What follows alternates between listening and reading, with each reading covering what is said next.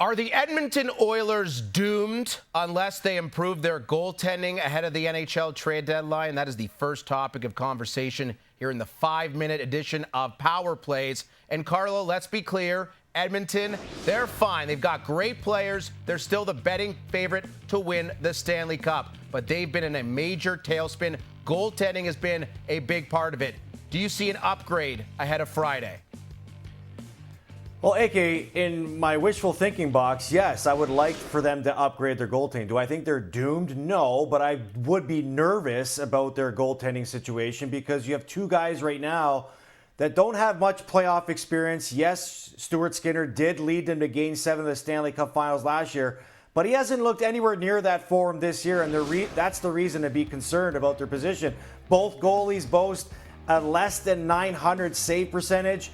Close to 3 goals against average. You're talking about a team that wants to make another deep playoff run. I think they should absolutely look to upgrade at that position. If you're not looking to upgrade, at least give you a little bit more security in that position. Maybe look at a veteran guy in a cheap contract somewhere else. Maybe go big game hunting with Jordan Binnington, who just played for Canada, helped them win the Four Nations. Or maybe with John Gibson, too, is maybe looking for a fresh start somewhere else. But I would definitely look for an upgrade or at least some insurance in that for the Edmonton Oilers. The Ottawa Senators, they thought a major upgrade in the offseason in goal with Linus Ullmark there on the verge of potentially being in the playoffs this season. How important do you think it is for Ottawa to make the playoffs this season, especially considering the relatively unsure future of their captain in Brady Tkachuk?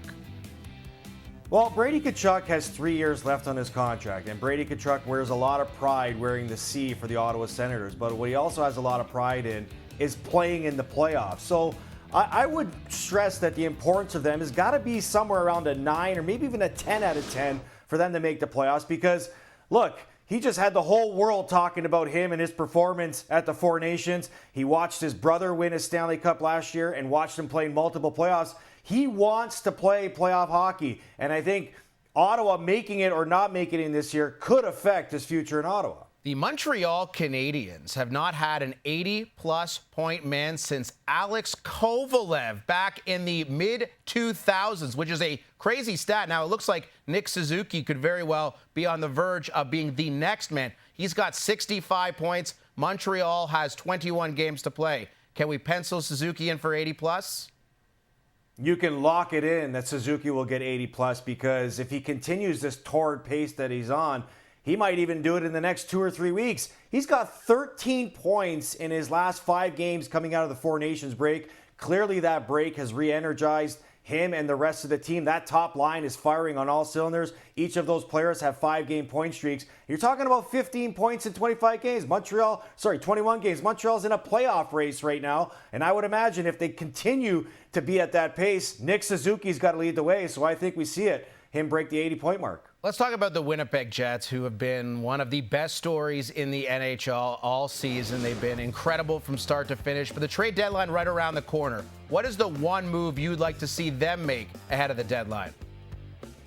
Well, for a team that has looked so good like the Winnipeg Jets have all year, not really having any holes in their lineup because they're just such a well-coached team and they're such a well-balanced team through 4 lines, 6 defensemen, and they got one of the best goaltenders in the league.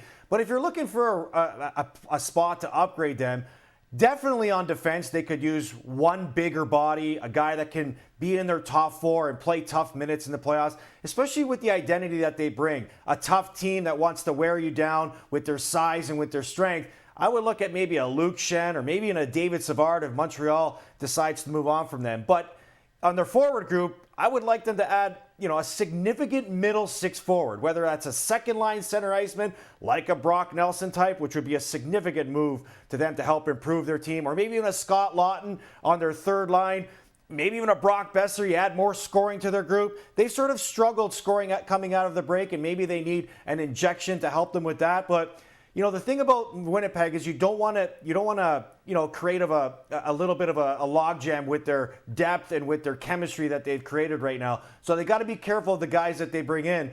And if they do, hopefully it's a significant piece like I just mentioned. People in Vancouver have been melting down over Elias Pettersson. Maybe there is some hope in the form of the Calgary Flames and Jonathan Huberdeau, who a lot of people wrote off. He's had a really nice bounce-back season. Is he your comeback player of the year? He absolutely is, because he's leading the Calgary Flames right now in scoring, and he's got them in a playoff spot, and they're probably going to be competing for a playoff spot down the stretch here. And, another comparable could be Pierre-Luc Dubois, who's had a great resurgence season in Washington, and everybody likes to talk about, the struggles of Elias Pettersson, but Jonathan Huberdeau is a great story that people can look at positively for Elias Pettersson, that he could potentially have a bounce back next season. Vancouver could really use a major bounce back from Pettersson, not only next season, but this season as well. This has been the 5-minute edition of Power Plays, powered by FanDuel.